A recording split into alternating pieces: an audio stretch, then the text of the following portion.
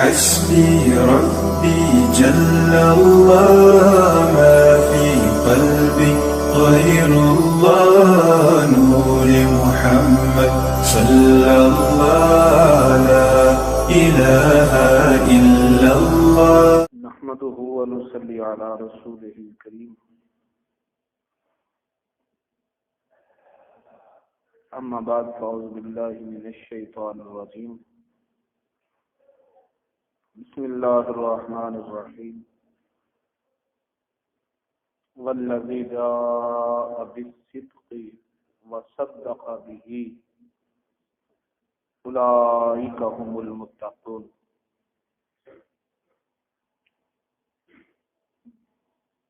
لهم ما يشاءون عند ربهم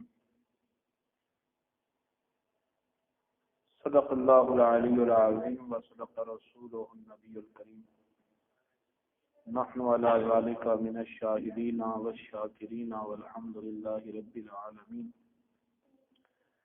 إن الله وملائكته يصلون على النبي يا أيها الذين آمنوا صلوا عليه وسلموا تسليما الصلاة والسلام عليك يا سيدي يا رسول الله وعلى آلك وأصحابك يا رحمة للعالمين الصلاة والسلام عليك يا سيدي يا رسول الله وعلى آلك وأصحابك يا راحة العاشقين الصلاة والسلام عليك يا سيدي يا رسول الله وعلى آلك وأصحابك يا مراد المشتاقين اللهم صل وسلم وبارك على سيدنا ومولانا محمد کریم الآباء والأمهات وعلى آله وعترته وأزواجه أمهات المؤمنين وعلى جميع أصحابه وأولياء أمته وعلماء ملته وأمته أجمعين عدد کرمك يا كريم یا کریم یا کریم یا کریم. ان کی مہک نے دل کے غنچے کھلا دیے ہیں، جس راہ چل دیے ہیں کوچے بسا دیے ہیں. ان کے نثار کوئی کیسے ہی رنج میں ہو، جب یاد آ گئے ہیں سب غم بلا دیے. اللہ کیا جہنم اب بھی نست ہوگا، رو رو کے مصطفیٰ نے دریا بہا دیے ہیں.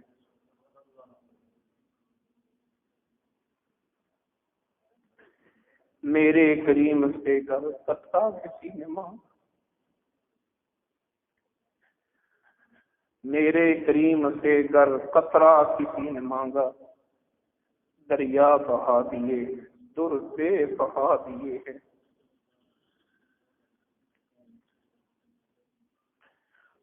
ان کی مہک نے دل کے غنچے کھلا دیے ہیں، جس راہ چل دیے ہیں کوچے بسا دیے.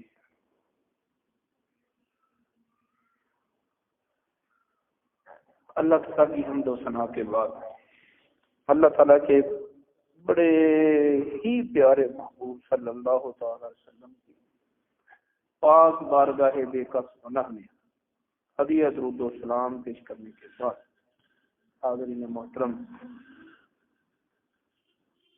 حضرت العلام واجب الاحترام محترم المقام حضرت علامہ مولانا محمد شریف چشتی کولڑوی مدثر العالی، امام و خطیب جامع مسجد اکبری محلہ ہوشیار پوری فیصل آباد، دیگر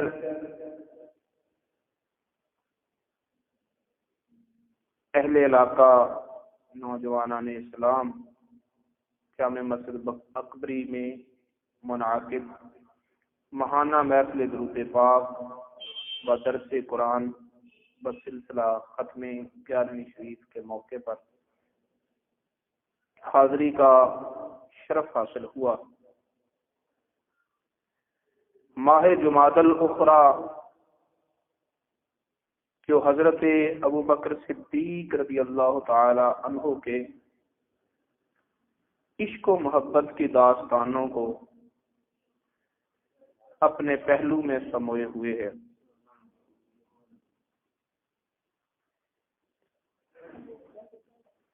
اسی نسبت سے سورہ زمر کی آیات طیبات کی تلاوت کا شرف حاصل کیا۔ اللہ رب العزت ارشاد فرماتا ہے والذی جاء بالصدق وصدق به، اور وہ جو سچائی لے کر آیا، سچا بن کر آیا، اور اس شان سے آیا کہ اپنے تو اپنے بیگانے بھی اسے صادق و امین کہے بغیر رہ نہ سکے۔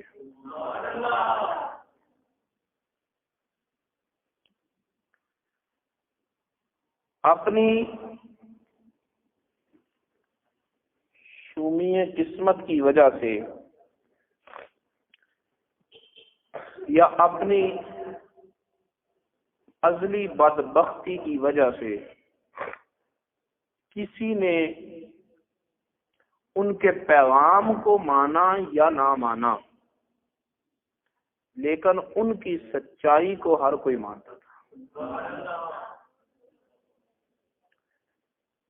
جو بڑے بڑے فرعونی لہجہ رکھنے والے متکبرین تھے، وہ بھی یہ کہنے پر تو مجبور ہو گئے کہ اے محمد صلی اللہ تعالی علیہ وآلہ وسلم، تجھ پر ہمیں کوئی شک نہیں، لیکن جو تو پیغام لے کر آیا ہے نا، ہم اسے نہیں مانتے۔ ذات مصطفیٰ کو وہ بھی مانتے،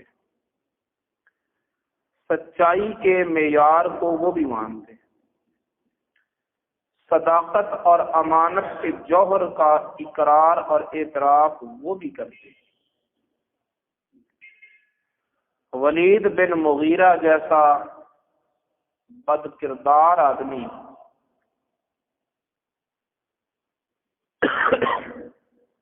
بد زبان آدمی اور بے لحاظ شخص جب اس کے کانوں میں پڑا کہ اتل بعد ذالک غنیم، اصل میں فرق ہے، تو تلوار سونت کر اپنی ماں کے سر پہ کھڑا نہ ہو گیا۔ ماں بتا میں حلالی ہوں یا حرامی؟ جس کو باپ کہتا آیا ہوں آج زندگی بھر تک، وہ میرا باپ ہے کہ نہیں؟ ماں نے کہا بیٹا تو نوجوان تھا، میں ادھیڑ عمر میں تھی،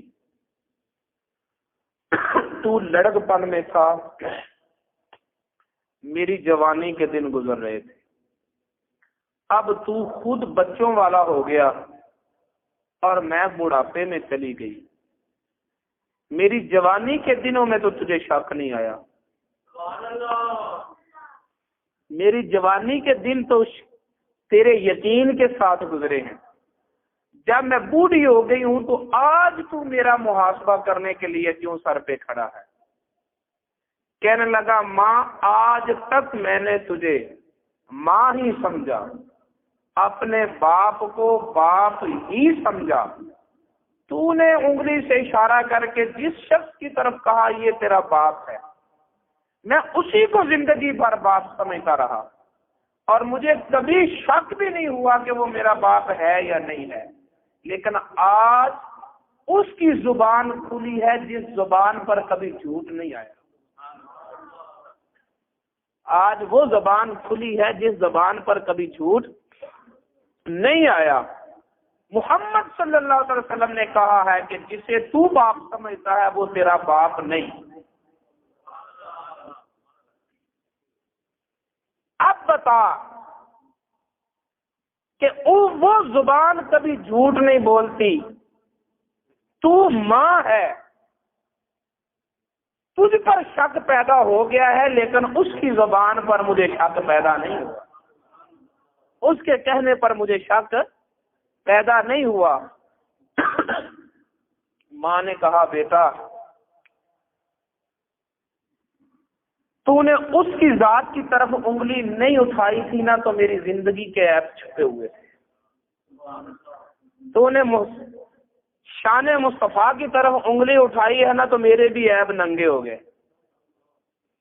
توجہ کرنا ذرا، میری زندگی بھر کی کرتوتیں چھپی رہی، میرے زندگی بھر کے عیب چھپے رہے، جب تو نے مصطفیٰ کی طرف انگلی اٹھائی تو میرے بھی پردے اٹھ گئے، میرے بھی پردے اٹھ گئے۔ تو سن لے، جس کی طرف میں نے اشارہ کیا وہ تیرا باپ نہیں ہے، جو مصطفیٰ کہتا ہے وہ بھی سچ کہتا ہے۔ تو ولید بن مغیرہ نے نہیں مانا، کلمہ نہیں پڑھا، لیکن محبوب اتنا سچا ہے، سچائی ایسی لے کر آیا ہے کہ یہ ماننے پر وہ بھی مجبور ہے کہ اس کی زبان پر کبھی جھوٹ نہیں آیا، اس کی زبان پر کبھی جھوٹ نہیں آیا۔ اور وہ زبان جس کو سب کن کی کنجی کہیں، وہ زبان جس کو سب کن کی کنجی کہیں، اس زبان پر کبھی جھوٹ آیا نہیں، اور اگر کچھ آ گیا تو خدا نے اسے جھوٹ ہونے دیا نہیں، خدا نے اسے جھوٹ ہونے نہیں دیا۔ ایک چشمے سے گزر ہوا، بیر تھا، کنواں تھا، اور پانی اس کا کڑوا تھا، کھاری پانی، اتنا کھاری کہ پینے والا اس کو برداشت ہی نہ کر سکتا۔ نبی پاک صلی اللہ تعالی علیہ وسلم نے اس کنویں پر کھڑے ہو کر فرما دیا ھذا بئر طیب ماؤہ، یہ وہ کنواں ہے جس کا پانی بڑا پاکیزہ اور لذیذ ہے۔ اس کنویں پر لفظ بول دیا طیب الماء، یہ لذت والے پانی والا کنواں ہے۔ تو راوی کہتے ہیں اس کے بعد جب بھی کسی نے پانی پیا ہے تو پھر کڑواہٹ نہیں محسوس ہوئی، مٹھاس بھی محسوس ہوئی۔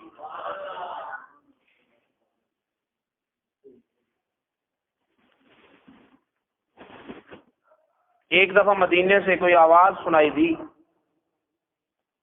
اور افواہ یہ پھیل گئی کہ بنی حوازن لشکر نے حملہ بول دیا ہے، قبیلہ بنو حوازن کے لشکریوں نے حملہ بول دیا ہے۔ آواز ہیبت ناک تھی۔ اہل مدینہ بڑے بڑے بہادر اور شجاع آدمی اکٹھے ہو کر وہ چلے جدھر سے آواز آئی تھی، پتہ تعاقب تو کریں، پتہ کریں یہ آواز کیسی تھی۔ یہ جا رہے تھے اور مدینے والے آ رہے تھے، یہ جا رہے تھے، عرب کے بہادر، مدینے کے بہادر لوگ جا رہے تھے پتہ کرنے کے لیے کہ آواز کہاں سے آئی، اور مدینے والا چاند پتہ کر کے آ رہا تھا اور فرما رہا تھا گھروں کو پلٹ جاؤ، خطرے کی کوئی بات نہیں ہے، گھروں کو پلٹ جاؤ، خطرے کی کوئی بات نہیں ہے۔ اپنی جان کی فکر تھی، اس لیے وہ اکیلے نہیں گئے، ایک دوسرے کو تلاش کیا، جمع ہوئے اور پھر نکلے کہ آپ پتہ کرنے جاتے ہیں مدینے والے کو اپنی ذات کی فکر نہیں تھی، اپنی امت کا غم تھا کہ کہیں مدینے والوں پر مصیبت نہ ٹوٹ پڑے۔ انہیں اپنی جان پیاری تھی، اس لیے جان کی حفاظت کا پہلے کیا کہ دوست ملے، پھر اکٹھے ہو کر گئے۔ لیکن مدینے والے نے تو امت سے اتنا پیار کیا ہے کہ جان سے بھی بڑھ کر کہ جا رہے ہیں وہ آ رہا ہے، اور فرمایا گھبرانے کی ضرورت نہیں، چلے جاؤ گھروں کو، کوئی پریشانی کی بات نہیں۔ جب نبی پاک صلی اللہ علیہ وسلم گھر سے نکلے آواز کا تعاقب کرنے کے لیے، تو سامنے حضرت طلحہ کا گھوڑا تھا، حضرت ابو طلحہ کا گھوڑا، نہایت سست رفتار، کمزور اور لاغر جسم والا، جب بھی چلتا تو ہر گھوڑے سے پیچھے رہ جاتا۔ لیکن نبی پاک صلی اللہ علیہ وسلم اس پر سوار ہو کر آئے اور فرمایا وجدناہا بحرن، ہم نے تو اس گھوڑے کو سمندر کے پانی کی طرح پایا ہے، سبک سیر پایا ہے، تیز رفتار پایا ہے۔ وہ گھوڑا تھا تو سست رفتار، نبی کی زبان نے کہہ دیا تیز رفتار ہے، اس کے بعد جب بھی کسی گھوڑے کے ساتھ چلا ہے پیچھے نہیں رہا، آگے ہی نکلا۔ سچائی کا ایسا پیکر،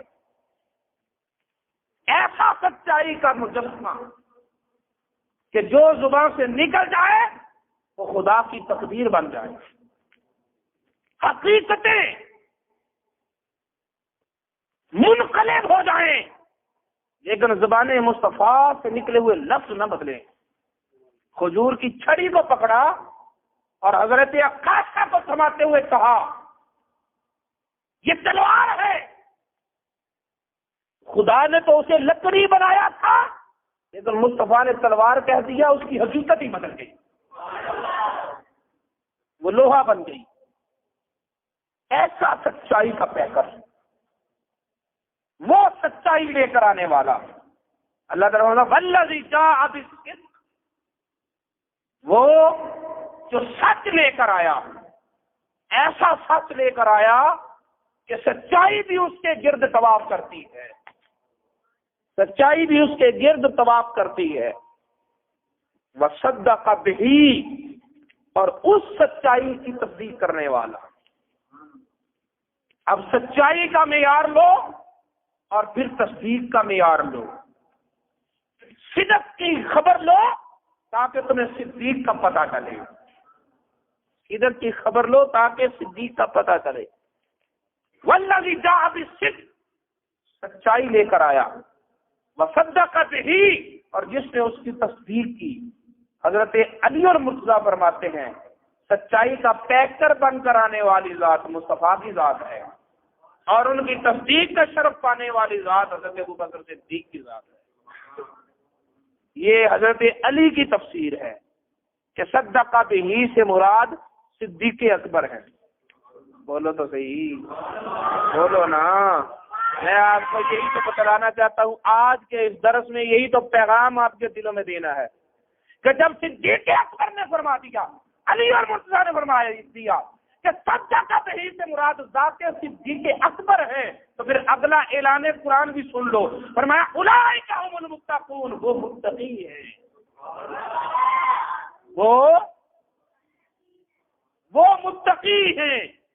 علی نے کہا صدق بہ سے مراد صدیق ہے، قرآن نے کہا کہ صدق بہ کا مصداق متقی ہے، تو علی تو اسے متقی کہے، اور علی کا نام لینے والے انگلیاں اٹھائیں، تو پھر صحیح جان لو کہ علی کو ماننے والا وہ ہے جو علی کی ماننے والا ہے، جو علی کی نہیں مانتا وہ علی کو بھی نہیں مانتا۔ اولئک هم المتقون، وہ متقی ہے۔ لهم ما یشاءون عند ربهم، اللہ کی بارگاہ میں ان کا مقام اور مرتبہ یہ ہے کہ وہ جو چاہے وہ ہوتا ہے۔ اکثر مفسرین نے اس کا تعلق عالم آخرت کے ساتھ جوڑا، اور حقیقت بھی وہی ہے۔ لیکن یشاؤن فعل مضارع مطلق میں اتنی مانوی گنجائش ہے کہ آج بھی وہ جو چاہے ہوتا ہے اور کل بھی وہ جو چاہیں گے ہوگا. جو چاہیں گے ہوگا، آج بھی جو چاہتے ہیں وہ ہوتا ہے. اور اس کی تائید اس واقعے سے بھی ہوتی ہے جس کی طرف اشارہ کیا ہے میراث المناجی میں مفتی احمد یار خان نعیمی صاحب نے. فرماتے ایک غزوے کے موقع پر نبی پاک صلی اللہ علیہ وسلم تشریف لا رہے تھے، مجاہدین اسلام غازیان اسلام واپس تشریف لا رہے تھے. تو ایک ایسا نوجوان غازی بھی تھا، شہید ہو چکا تھا. اس کی ماں پیچھے تھی، مدینے میں انتظار کر رہی. واپس آتے ہوئے ماں راستے میں کھڑی ہے کہ میرا بیٹا واپس آ رہا ہوگا. بیٹا شہید ہو چکا، بیٹا شہید ہو چکا. نبی پاک صلی اللہ علیہ وسلم سے سامنا ہوا، عرض کی یا رسول اللہ میرا بیٹا. نبی پاک صلی اللہ علیہ وسلم نے اس کی شہادت کی، بیٹے کی شہادت کی خبر ماں کو دینا مناسب نہ سمجھا، کیونکہ ماں کا دل بڑا نرم ہوتا ہے، اور ماں کا دل جتنا نرم ہوتا ہے اپنے بیٹے کے لیے، خدا کی قسم مصطفیٰ کا دل اپنے امتی سے اس کے لیے بھی زیادہ نرم ہے. ماں جتنی طرف رکھتی ہے بیٹے کے لیے، مصطفیٰ اپنے امتی کے لیے اس سے بھی زیادہ تڑپ رکھتی ہے. ماں جتنی بے قرار ہوتی ہے اپنے بیٹے کے لیے، مصطفیٰ اپنے امتی کے لیے اس سے زیادہ بے قرار ہوتے ہیں. مائیں ساتھ چھوڑ جائیں گی، اقلیت سے بیٹوں کو چھوڑ جائیں گی. یوم یفر المرء من اخیہ وامہ وابیہ وصاحبتہ وبنیہ. ماں بیٹے کو چھوڑ دے گی، بیٹا ماں کو چھوڑ دے گا، باپ اولاد کو چھوڑ دے گا، اولاد باپ کو چھوڑ دے گا، بھائی بھائیوں کو چھوڑ دیں گے. جب ساری کائنات ساتھ چھوڑ چکی ہوگی، الیوم نختم علی افواہہم، منہوں پر زبانوں پر مہر لگ جائے گی. میرا ہاتھ میرے خلاف گواہی دے رہا ہے، میرا پاؤں میرے خلاف بول رہا ہے، میری آنکھیں میرے خلاف بول رہی ہیں. اس وقت کی وحشت کا عالم کیا ہوگا، اس وقت کے کرب کی انتہا کیا ہوگی کہ جب اپنا وجود بھی اپنا ساتھ چھوڑ چکا ہوگا، لیکن ایک مدینے کا چاند ہوگا جو ایسے عالم میں بھی زلفوں کو بخیر کر، آنکھوں کے آنسو بہا کر، جبینے نیاز کو خداوند بارگاہ کی، خداوند تعالیٰ کی بارگاہ میں جھکا کر یہی التجا کر رہا ہوگا، مولا ساری کائنات میری امت کے عیبوں سے پردے اٹھا رہی ہے، اور میں التجا کرتا ہوں کہ تو میری امت کے عیبوں پر پردے ڈال دے. حضرت انس رضی اللہ تعالیٰ عنہ نے فرمایا یا رسول اللہ قیامت والے دن میں آپ کو کہاں تلاش کروں؟ فرمایا قیامت والے دن مجھے پل صراط پہ تلاش کرنا. جو میرے امت ڈگمگا رہے ہوں گے، لڑکھڑا رہے ہوں گے، انہوں نے سہارا دے رہا. یا رسول اللہ وہاں نہ ملے، فرمایا پھر میں میزان العمل پہ آ جانا، جن کی نیکیوں میں کمیاں ہوں گی ان کمیوں کو پورا کر رہا ہوں گا. یا رسول اللہ وہاں بھی نہ ملے، فرمایا حوض کوثر پر آ جانا، پیاس سے تڑپتی ہوئی امت کو میں حوض کوثر کے نام پلا رہا ہوں.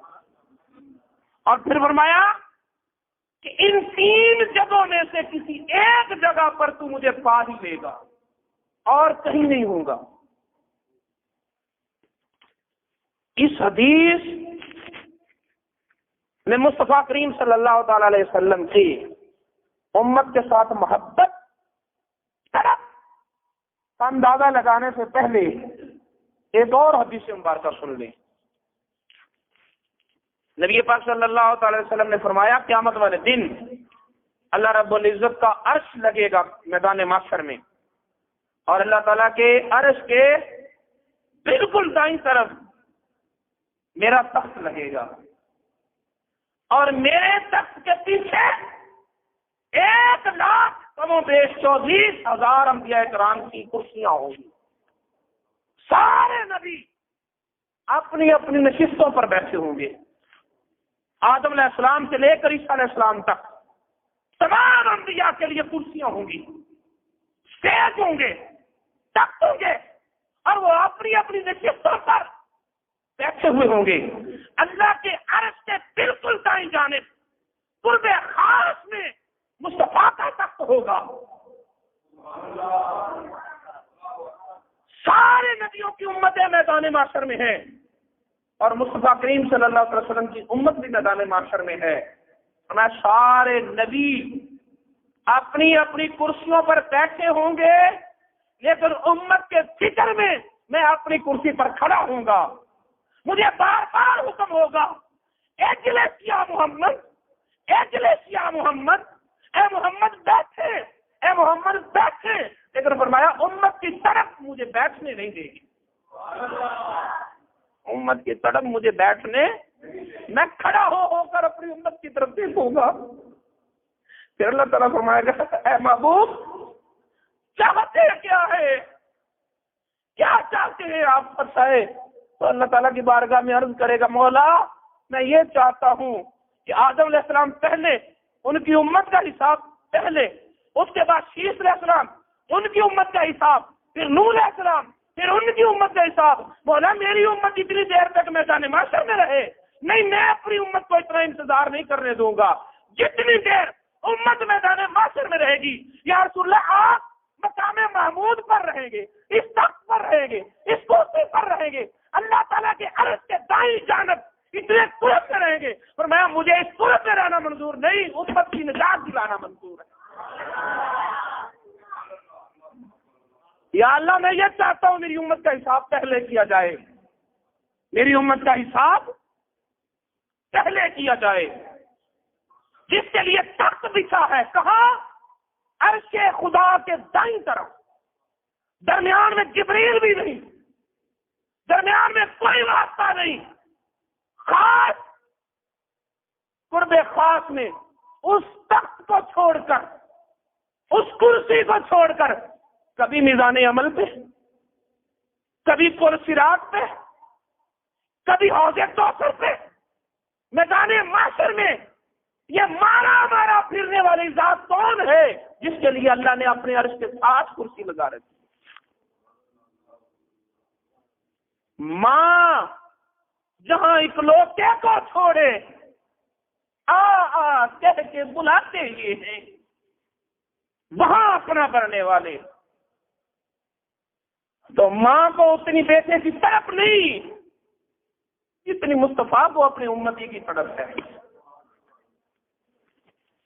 حضرت شاہ سلیمان توسوی رحمت اللہ تعالی علیہ، آپ کبھی اپنے وجد میں آتے نا، کیفیت میں آتے، تو فرماتے کون ہے جس نے مصطفیٰ سے محبت کی ہے کوئی؟ کون ہے جس نے مصطفیٰ سے محبت کی ہے؟ فرمایا مصطفیٰ سے کسی نے عشق نہیں کیا، مصطفیٰ نے امت سے عشق کیا ہے، مصطفیٰ سے کوئی نہیں عشق کیا۔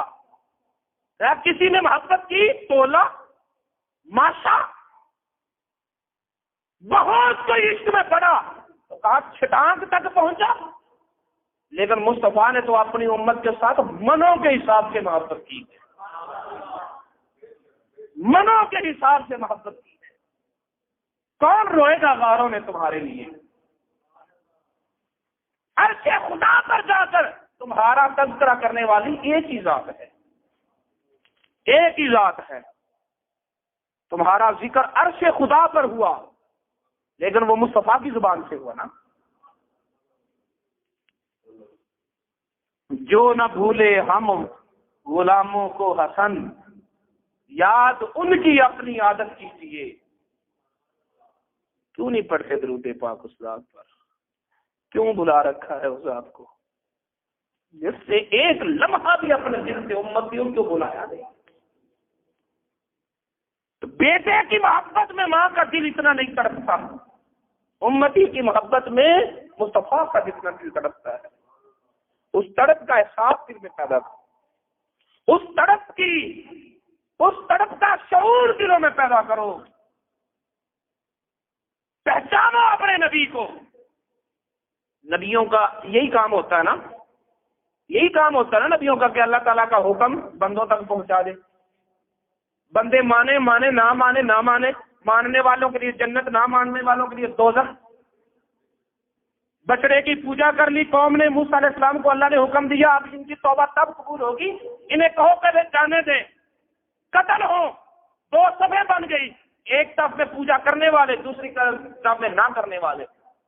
پوجا کرنے والوں نے گردنیں جھکائی، نہ پوجا کرنے والوں نے تلواریں اٹھائیں۔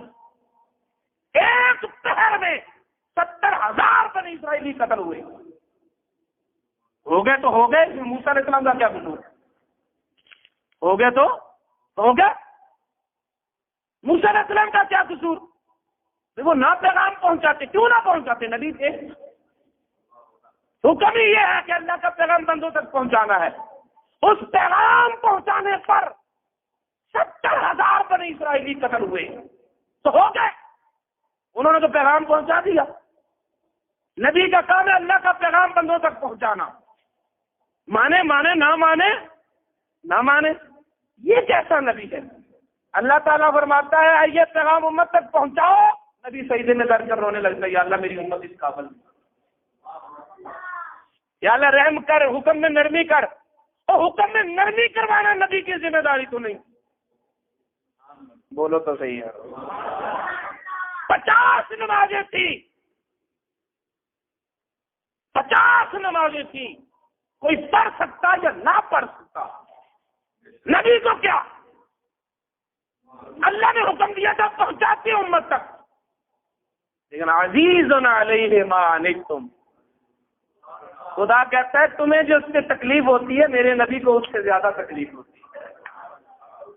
تمہیں جب تکلیف ہوتی ہے تو میرے محبوب کو اس سے زیادہ تکلیف ہوتی ہے۔ 5 کروا کے پہنچائی، 5 کروا کے پہنچائی۔ کس نے؟ جس کا ذوق عبادت اتنا تھا کہ ساری ساری رات عبادت کرتا تھا، جو کئی کئی دنوں تک سجدے میں پڑا رہتا تھا، جو 8 دن تک کے روزے رکھتا تھا مسلسل، سحری افطاری کے بغیر۔ ایسے محبوب کے لیے 50 نمازیں اس کے لیے مشکل تھیں کوئی؟ بولو تو صحیح یار، ان کے لیے، اپنے لیے تو مشکل نہیں تھی نا۔ تو انہوں نے اپنے آپ کو نہیں دیکھا، امت کو دیکھا، اپنے آپ کو نہیں دیکھا۔ ماں کا دل اپنے اکلوتے بیٹے کی یاد میں اتنا نہیں تڑپتا جتنا نبی کا دل اپنی امت کی یاد میں تڑپتا ہے۔ کیسا لاجپال ہے۔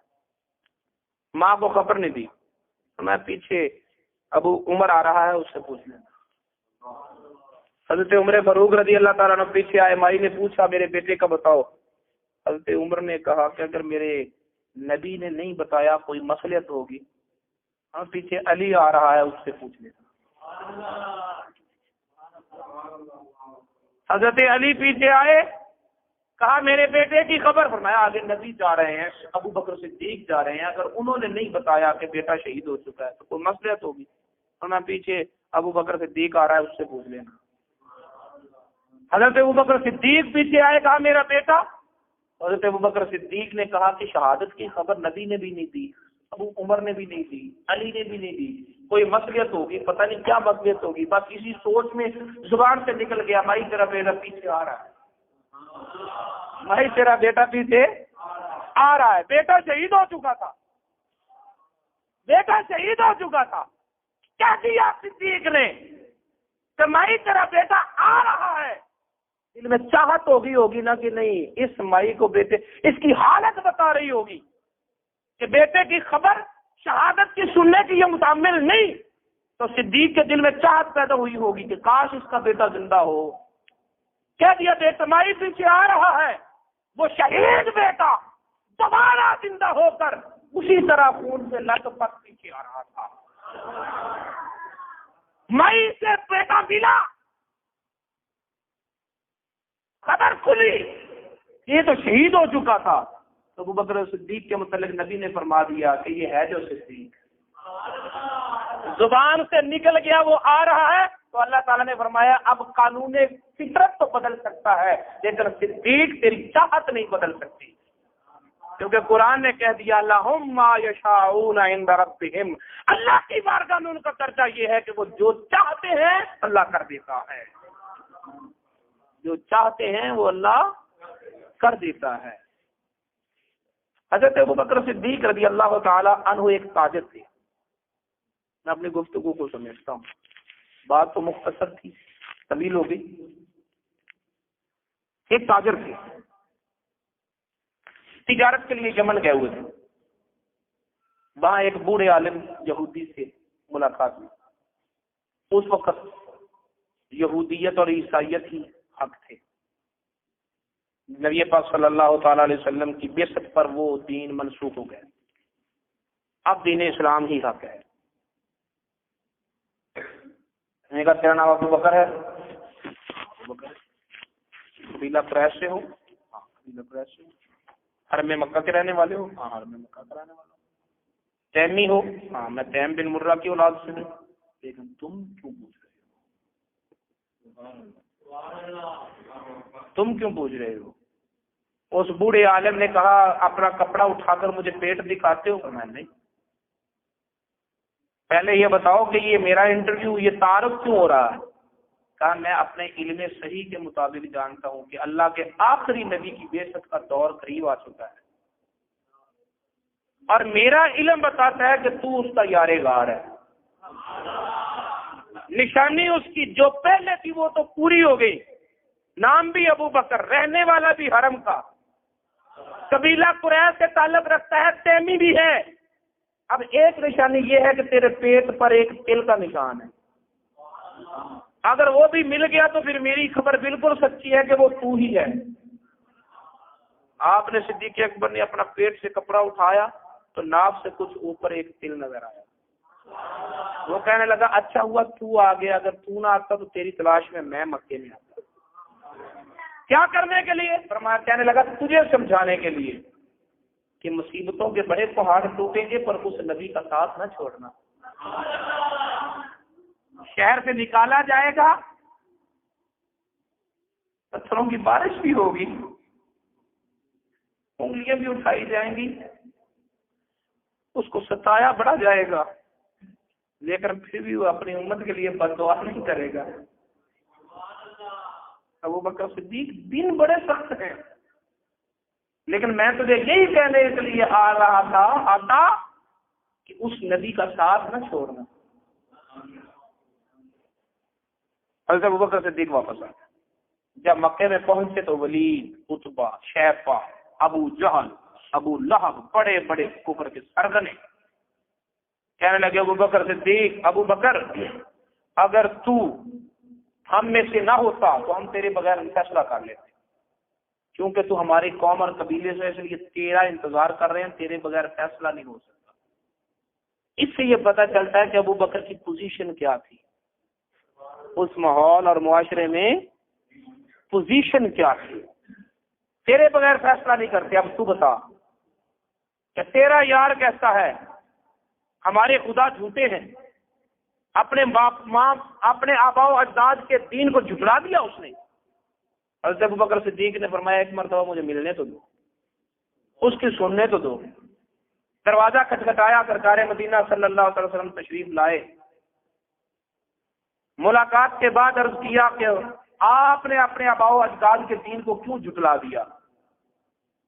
تو فرمایا ابو بکر تیرا بھی دین وہی ہے جسے میں لے کر آیا ہوں، تیری اور تمام عالمین کی ہدایت کا سامان میرے پاس ہے، ضد نہ کر، مان جا۔ میں اتنا بڑا دعویٰ کہ تو عالمین کا نبی بن کر آیا ہے، اس کی دلیل کیا ہے؟ میں وہ بوڑھا عالم کافی نہیں جو یمن میں ملا تھا،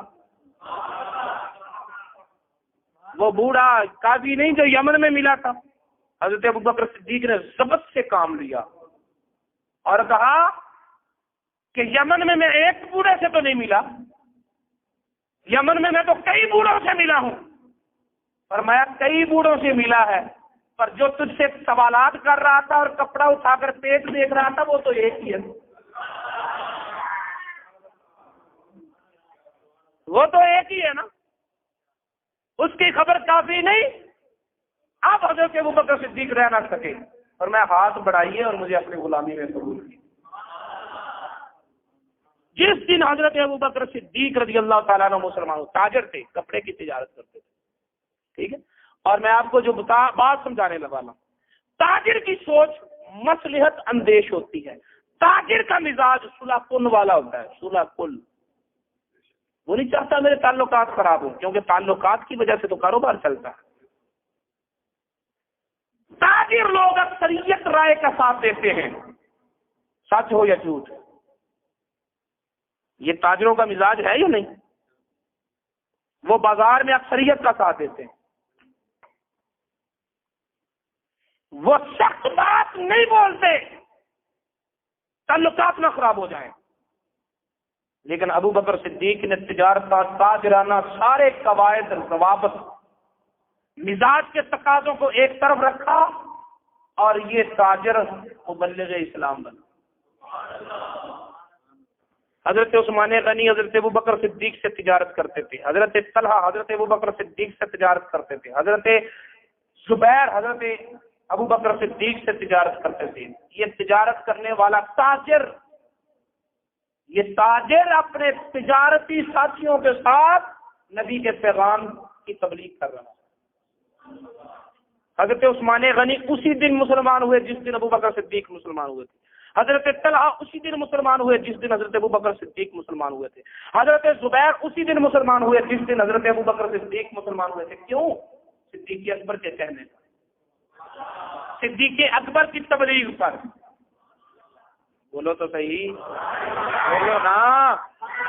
نبی کا پیغام تاجروں تک ایک تاجر کے ذریعے پہنچا۔ نبی حضرت ابو بکر صدیق نے کلمہ پڑھ لیا، مسلمان ہو گئے، بس ٹھیک ہے، اب کہتے میں تو تاجر ہوں، اپنی تجارت کرتا ہوں، تبلیغ کام نبی کا ہے، نبی جانے۔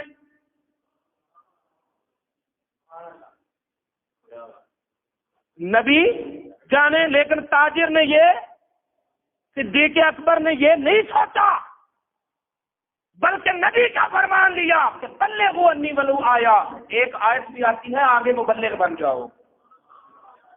تاجر تبلیغ کرے، ہر شخص اپنی ذمہ داری تبلیغ کو سمجھے، پھر اسلام پھیلے گا، پھر اسلام کی تعلیمات عام ہوں گی۔ آج مذہبی طور پر جہالت کا دورہ اس لیے ہے کہ ہم نے کہا تبلیغ کام مولوی کا ہے، مولوی کرے، مولوی کی آواز کو دباتے ہیں، پھر کہتے ہیں اسی حلق سے آواز نکلے۔ مولوی کی آواز تو اب پوری مسجد میں بھی نہیں گونجتی،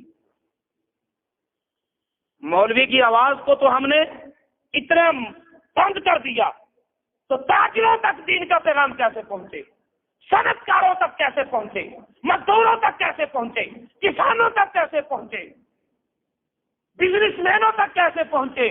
میرے نبی نے فرما دیا مولوی تمہیں دین سکھائے گا، اور تم دین سیکھ کر اگر تاجروں ہو تو تاجروں میں تبلیغ کرو، اگر ملازم ہو تو ملازموں تک پیغام پہنچاؤ، کسان ہو تو کسانوں تک پہنچا دو، صنعت کار ہو تو صنعت کاروں تک پہنچا دو۔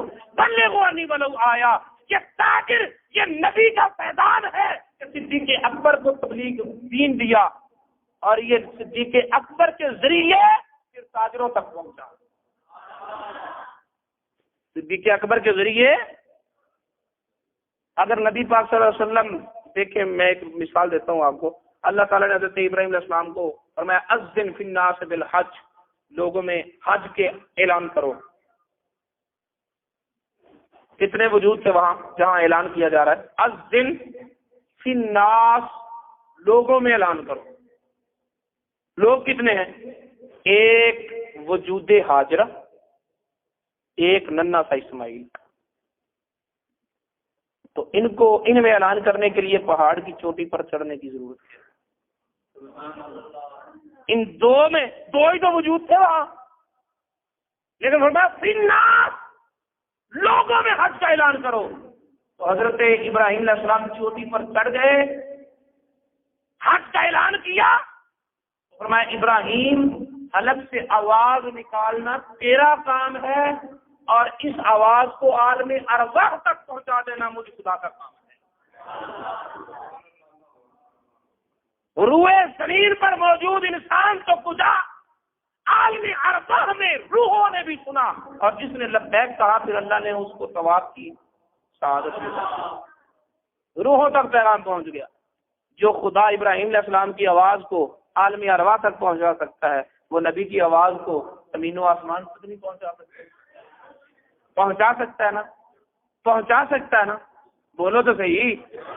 صدیق نبی کے بغیر کیا ہے، عمر نبی کے بغیر کیا ہے، علی نبی کے بغیر کیا ہے، مصطفیٰ کے بغیر جب کوئی کچھ نہیں، تو پھر تاجر مسلمان ہوں صدیق کے ذریعے، اسلام کو غلبہ ہو عمر فاروق کے ذریعے، خیبر فتح ہو علی کے ذریعے، اور وسعت آئے، زمینیں خریدی جائیں، مسجدیں بنائی جائیں، کنویں وقف کیے جائیں صدیق اکبر کی دولت کے، عثمان غنی کی دولت کے ذریعے۔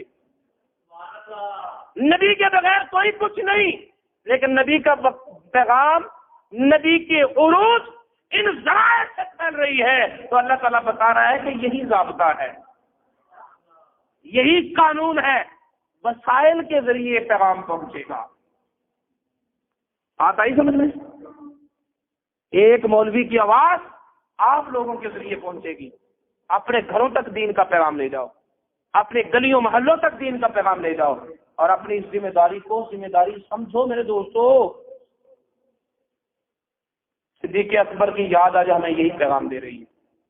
ایک تاجر بھی مبلغ ہونا چاہیے، ایک تاجر تجارت کے ساتھ تبلیغ بھی کرے، رزق اللہ نے دینا ہے اور انشاءاللہ زیادہ دے گا۔ آپ کو پتہ نہیں کچھ تاجر تبلیغ کرتے بھی ہیں، پتہ ہے نا آپ کو، وہ تجارت بھی کرتے ہیں، کپڑا بھی دیتے ہیں، اور ساتھ یہ بھی کرتے ہیں اللہ ہی اللہ، داتا کوئی نہیں۔ آپ نہیں یہ کر سکتے، کپڑا بھی بیچتے اور صاحب کہو کہ اللہ نے داتا بھی بنایا ہے، اللہ نے خواجہ بھی بنایا ہے۔ کچھ آیتیں آپ کو بھی یاد ہونی چاہیے۔ نماز کی تبلیغ آپ بھی کریں، روزے کی تبلیغ آپ بھی کریں، مسائل آپ بھی بتائیں، مولوی سے سیکھیں اور اپنے ماحول میں جا کر انہیں پریکٹس کریں، آگے بتائیں۔ بات سمجھا رہی؟ میرے دوستوں ضرورتیں پڑھا کریں، جو نبی ہمیں نہیں بھولا اس نبی کو آپ بھی نہ بھولیں۔ اور صدیق اکبر کی یاد کا یہی پیغام ہے کہ ہم میں سے ہر ایک مبلغ ہونا چاہیے انشاءاللہ رضی۔ اللہ تعالیٰ ہمیں عمل کی توفیق عطا فرمائے۔ حسبي ربي جل الله ما في قلبي غير الله نور محمد صلى الله